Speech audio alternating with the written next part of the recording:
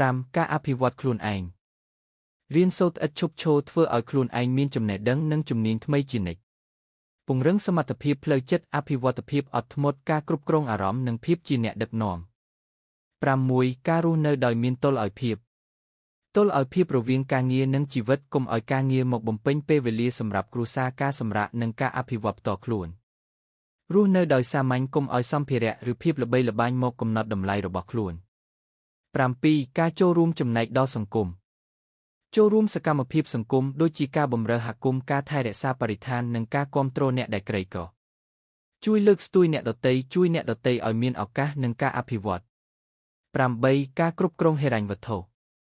ចេះគ្រប់គ្រងចំណូលនិងចំណាយកុំឲ្យខ្លួនឯងស្ថិតក្នុងស្ថានភាពគ្រោះថ្នាក់ផ្នែកហិរញ្ញវត្ថុ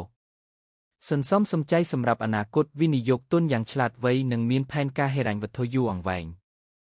ការរស់នៅប្រកបដោយសុជីវធម៌មិនមែនត្រឹមតែធ្វើឲ្យជីវិតរបស់អ្នកកាន់តែល្អប្រសើរឡើងនោះទេតែវាក៏ជួយលើកស្ទួយសង្គមនិងបរិស្ថានផងដែរតាមរយៈការអនុវត្តនេះអ្នកនឹងក្លាយជាមនុស្សដែលមានតម្លៃនិងមានឥទ្ធិពលវិជ្ជមានលើអ្នកដទៃ